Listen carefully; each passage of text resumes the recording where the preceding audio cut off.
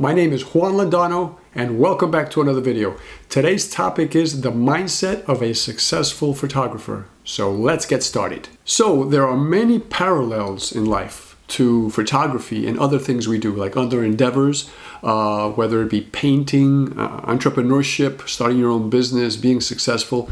And keep in mind, as we talk about these things today, the mindset of a successful photographer, keep in mind other areas in your life. If you try to start your own business, do your own thing, whatever it may be, right? See how they apply, because they actually do. They're parallel across many endeavors. So keep that in mind, okay? So we can't talk about, the mindset of a successful photographer without really understanding what success is. And I'll tell you what, success means different things to different people. So to one person, if we're talking about kind of business, right?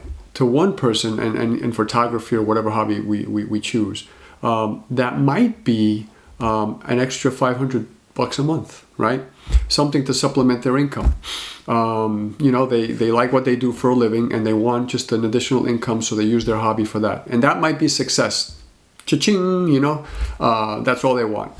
To another person, they may want to replace their 9-to-5 with their hobby, with their passion. So they're looking to make more, like anywhere between $2,000 and $5,000, a month, right?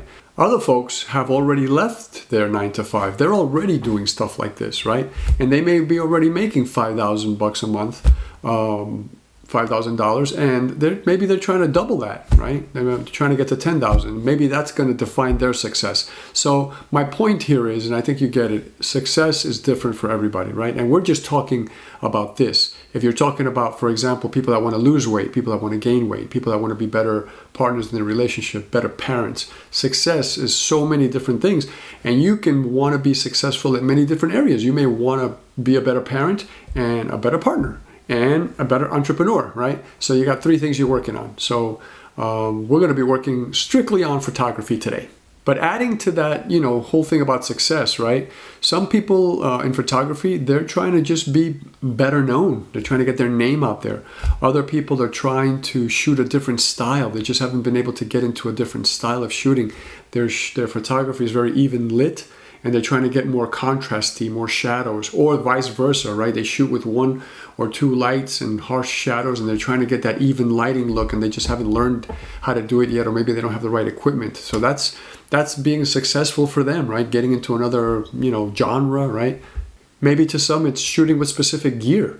Maybe you shoot Canon or Nikon and you're trying to grow to Hasselblad, right? That's a lot of money. Maybe you're trying to get to that point.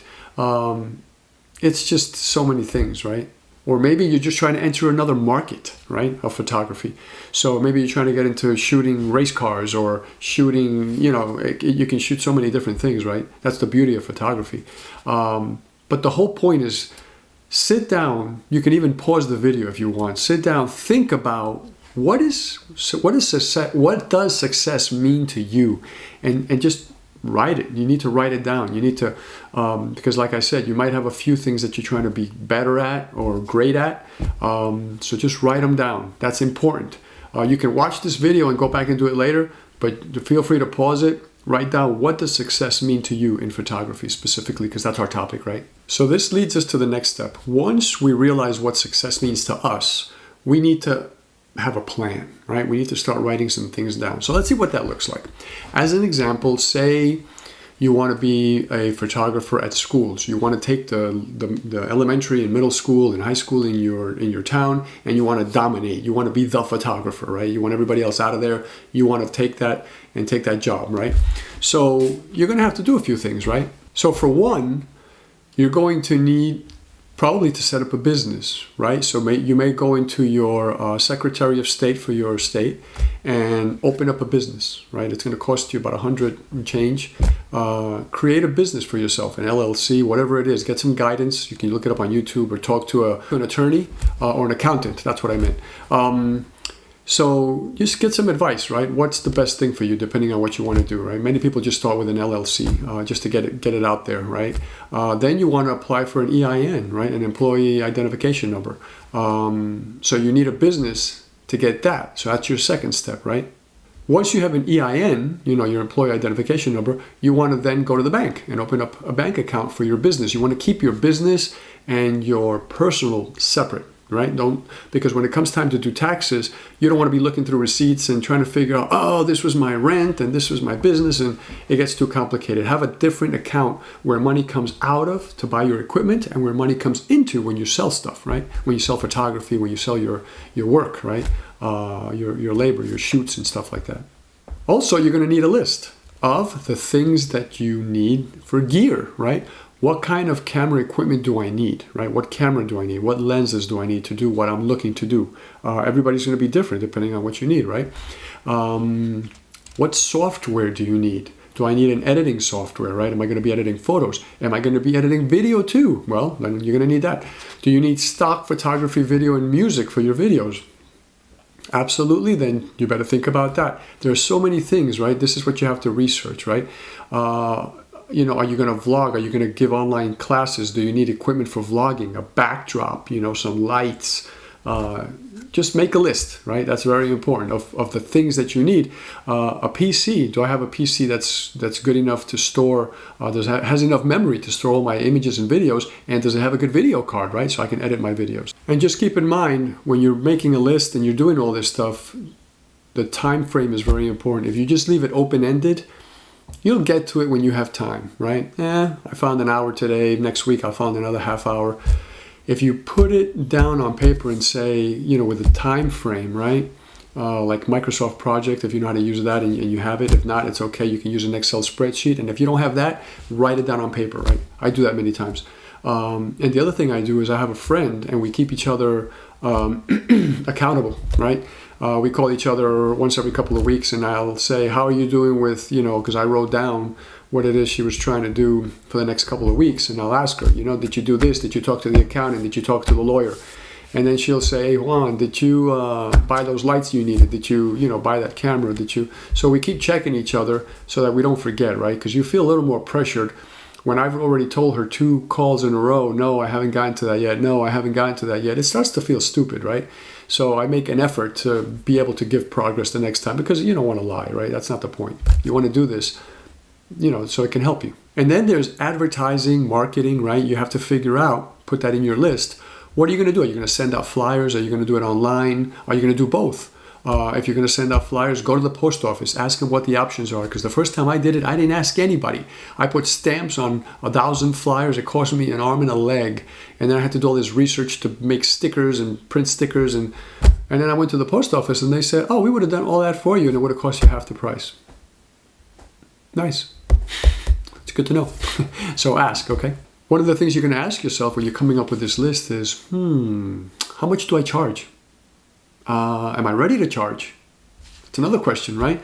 If I'm not going to charge for a little while just to get my foot in the door, am I going to, how long am I going to shoot for free? That's a question too. The other thing is an action plan. Once you have your list, that's cool. You're going to need it, right? But some people make lists and then they file them away. Like, ooh, I made a list. In itself, that's a good accomplishment. So they reward themselves and then they'll go out and then they won't look at that list for months. And then when they look at it, half the things they won't remember what they even meant, right? So the next part is have an action plan. You have to,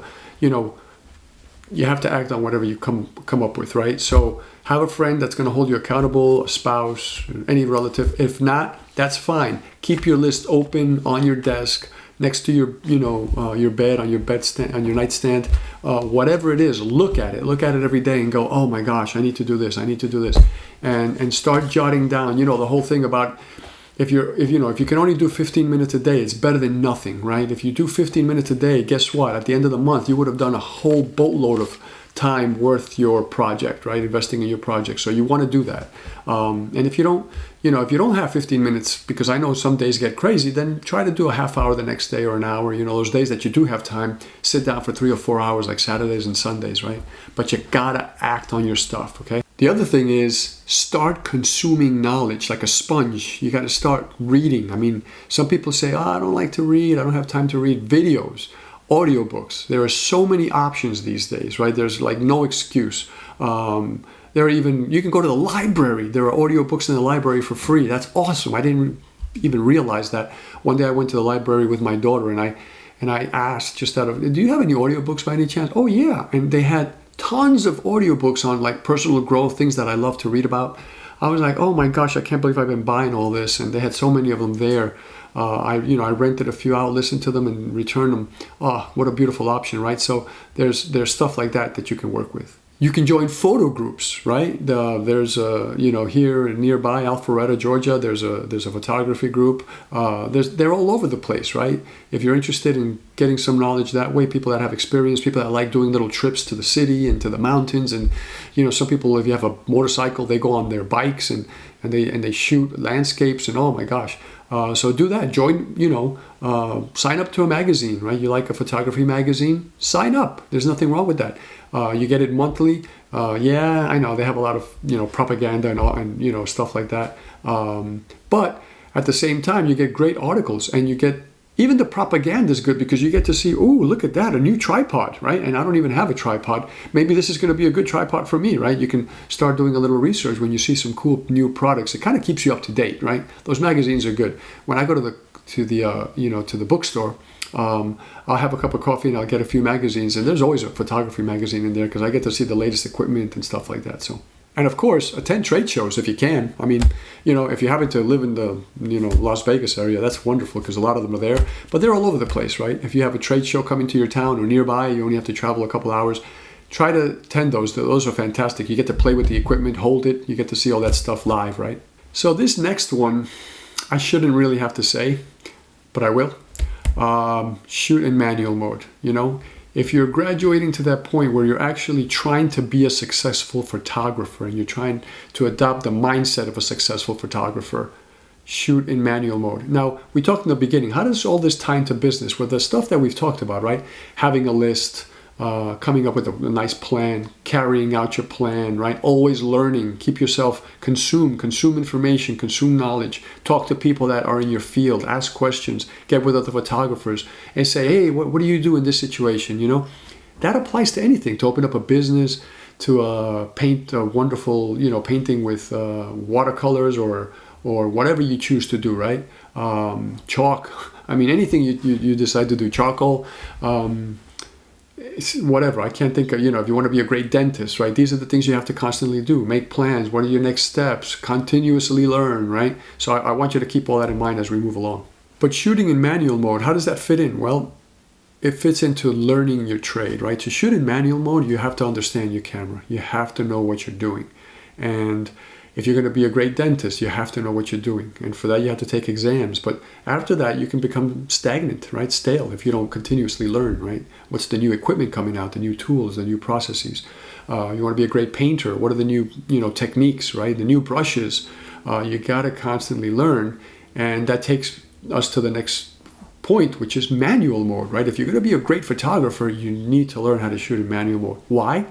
Because you have better control over your camera. That means you have better control over things like depth of field, speed, how you make pictures look, whether they look sharp or dreamy. You have better control over if you need to touch things up. Do you shoot in JPEG versus RAW, right? Hold on to that thought. So just all kinds of things. You're just going to come up with better pictures if you have more control over the camera and you know how to use it, right? So definitely manual mode. I'm sorry if that hurt your feelings, but manual mode. So the next one is shooting in RAW.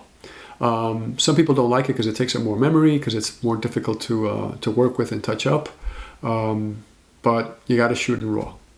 And you shoot in RAW because when you bring that into your computer and you have the right program, whether it's Photoshop or the program that came with your camera or so many other programs out there, when you edit in RAW, each pixel that makes up your photograph is treated individually. So when you brighten the picture, you're brightening pixel by pixel. That's why they take up more memory, because they're storing in your computer pixel by pixel. So each pixel is going to have a brightness, right? So many levels of brightness. And then it's going to have colors, like, 16 million colors, or some ridiculous number that each pixel can have. That's why there's so much information stored, right? And I don't remember how many levels of brightness, but it's at least 256. So from darkness to brightest, right? So when you're adjusting each pixel, that gives you amazing freedom. Now, I'm not talking about going in and a touch, but I'm saying, doing each pixel. But when you do the picture in general, it's doing pixel by pixel. Whereas JPEG, a compressed format, it lumps things up like colors in the sky, colors in your shirt. It realizes that this is all kind of the same color, so it just lumps it up into a group, and then it brightens and darkens that whole group instead of doing pixel by pixel, and you start to lose some clarity when you're looking at your photos, especially if you're going to enlarge and you're going to sell these things, right? So definitely you have to work with RAW if you're going to get serious about photography. And how does that apply to the rest of the world? It means doing things that are difficult, right? If you're opening up a business and you have some shortcuts you can take, you know what? Do it right? Shoot in RAW, do it right. So here's a rule that applies to everything in life. I tell my daughter, I have this conversation when I talk to groups of kids, teaching them how to think differently, be positive, and be a little more success-oriented. When you learn to do the simple things right, it builds up a good habit and behavior principles so that you can do the more difficult things right in life, right? That applies here. In this case, I'm bringing the example from all the other stuff, like entrepreneurship and into photography, as opposed to using it in photography and then, making the analogy with that other stuff. So what does that mean? Care for your equipment, right? You finish a photo shoot, you were shooting on the beach, come home, dust off your equipment, take the sand off your tripod. Learn to do the simple things well. And you'll find yourself doing the difficult things well later, because it just becomes a habit, right? You become not addicted, but you become really interested in doing things right. I mean, it's a habit that develops, right? Cleaning your equipment, maintaining your equipment long term, how you store it in your bag, right? All these little things, right? Do the easy things right, so that when you start getting challenged with difficult things, you're going to want to do those right too, and everything just comes out better. So what are the difficult things? Well, easy things we mentioned, right? Cleaning, maintaining, all those little things, right? Storing, buying little things, simple things like small lights and things like that. Doing a good job buying that, doing your research, right? Feel good about what you do, right? Proud about your work. And then it'll lead to lighting. That's a challenging topic. Composition. You're going to want to do those things instead of just, if you get used to doing everything half-assed, then when you get to tough things like lighting and composition, you're not going to care because you've been doing half-assed work your whole life, right? So do the simple things right. And when you get to these challenging topics, dealing with difficult people, you're always going to want to do things your best way.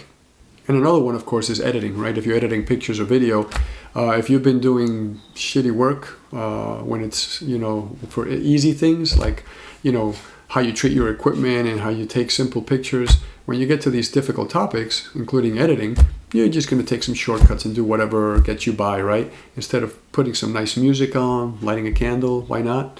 And getting to work, right? Focusing and just doing a great job. So that is what I had to say about that.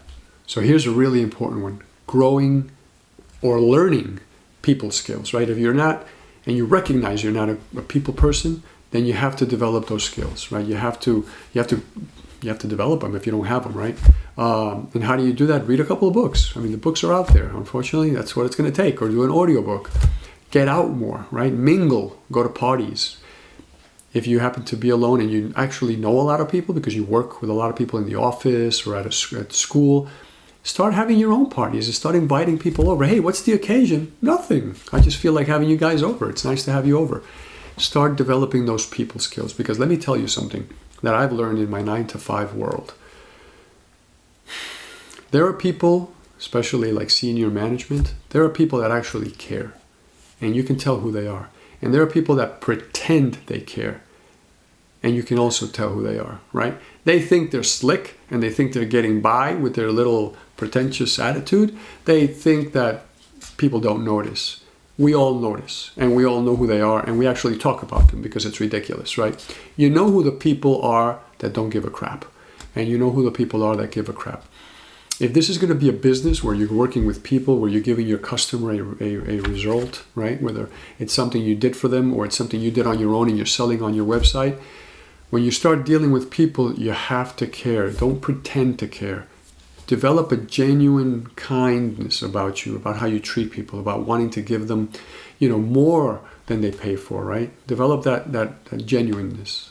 The other one that's going to keep you going, I think, and this may tie into something that we're going to talk about at the end. Give back to your community, right? If you have some spare equipment that you don't need and you're not going to get much for it, give it back. There's a kid that can use a camera. And then you can teach them how to use it, right? You got a little nephew, niece, a neighbor's kid, and they like photography. Sit down with them, spend an hour with them, show them how to use your camera, and just give it away. Don't look back, right? Lenses, things like that you're not going to use, give them away. Your time, if it's not equipment, it's your time. Give your time away. Give back to the community, right? Spend time with people. Spend time with older people. Find something to do that gives a little meaning to your life, right? That'll keep everything going. And like I said, it's going to tie into something that we're going to speak about in the end. Money is always one, right? I mean, some people give it because they have nothing else to give. They have very little time to give. So they give money, and that's fine. That helps people many different ways, right? Money is needed to buy food and shelter and all kinds of stuff. So think about that, right? That makes us a little more, I'm not telling you what percentage to give, and it has nothing to do with that. You give what you can, right? When you walk down the street, if you see somebody that needs help, do you look at them and look at them as they're less than you, and even feel angry because they're not working and they're feeding off of the society? You might want to adjust your mindset, right? Or do you look at them and say, God, I hope this turns out okay for them. Let's see what I have in my pocket. $1, that's fine. And if you don't have $1, like Dr. Wayne Dyer used to say, just give them a little prayer, give them a little, smile, right? Give them a little smile. Go over and shake their hand and just tell them nice to see you. Whatever. We can be a lot kinder than we are sometimes, right? But that adds a lot of meaning to our life. That's one of the ways we become successful in life, is by caring. We talked about that previously. And when you start caring about people, you start caring about them in all situations, not just about your customers, not just about the photography you're selling and the people you're dealing with. You start to care about everybody, including your family and your friends. And then it leaks into your business even further, because now you really start caring. You're on another level at that point, right? Very important. And there's also the topic of money, right? Manage your money. If you have a new business, gosh, at first, I know, you got to spend. I did too, right? You got to buy some gear, and, and you may have to put that stuff on a credit card, and those will show up as losses, right? The first year. And you can get some taxes, deferred for that, right? But manage your money carefully. And that means take a bunch of that money, put it aside for saving, right? Because you want to grow as a person and you want to have a better future. Take another percentage of that money, put it aside to reinvest into your business. What does that mean? Your equipment's going to get old. You need to learn. Maybe you need to take some classes, right? To use Photoshop better, to take yourself to the next level, right? So these are all things to think about. And the last one is the why. It is probably the most important of all of these, and I left it to the end so it stays in the mind a little more. Because if I had talked about it up front, then by now it's just a wandering, lost thought in your brain, right? This one needs to stay. It's the why. You got to come up with a powerful why. If your why is just that you want to make money, we've talked about this before in other videos. I think my first video talks about it. That's only going to get you so far. It's not going to get you very far, because you're going to make that money and you're not going to have enough of a why to hold on to it. Find a powerful why, right? Do you want to help? For example, you want to do photography and you want to spend your spare time shooting kids in hospitals and giving them these portraits, maybe funny portraits, maybe making their pictures with special backgrounds, like they're with Mickey Mouse or, Donald Duck or something like that, right? Their favorite superhero, their favorite actor or actress, right? Put them in the same picture with them. Do something. If that's your why, then that's your why, right? That's what's going to keep you going. You make time every week or every month to go visit kids in the hospital, to shoot a bunch of portraits, to come home and edit them and make little videos for them, and that's a powerful why, right? And you develop your photography from there, right? That can turn into something huge. If your why is to help your mom or your dad or your relatives, your siblings, that's a powerful why. That's going to get you going. That's going to get you to sit down, to plan, to act, to learn, to grow, because you really want to help them, right? Somebody that's in a jam, a family member that's ill and needs, extra cash and is having trouble helping their family, If you decide to step up and be that person, then you're going to work twice as hard to make it because you want the help. Come up with a powerful why, right? A powerful one in itself is you want to be remembered, right? When you die, do you want to just be forgotten, Or do you want to be remembered? Do you want your photography to be remembered? Do you want to be remembered as a person? The kindest, best freaking photographer that ever lived, right? Those are things to really ponder, right? And they help you become successful, And we're talking about things that aren't even photography related at this point. We talked about all the photography stuff. That was the easy stuff. At the end of the day, these are some of the things that help you become successful and that help you adopt the mindset of a successful photographer, businessman, painter, whatever, partner, parent, right? Always learn, make lists, act on them, care about people, be kind, let me know what you think, right? I always ask you guys, when you finish watching this, put some comments down there. Let me know if you agree with some of these, if you disagree with some of these, if you like them all. Please give me the thumbs up. That's wonderful that you can do that. And if you found this helpful, please, that helps me a lot. Subscribe if you haven't already. I'm going to keep putting these videos out. Like I said, I have so many good ideas, and I just can't get them out fast enough right now because I do have a 9-to-5 job. But I'm committed to one a week, right? And I love doing this. You guys have no idea, right? This is wonderful. So thank you for lending me your time and sharing your time with me. And like I said, I hope you found this useful. Up until the next time, I will see you guys. Ciao for now.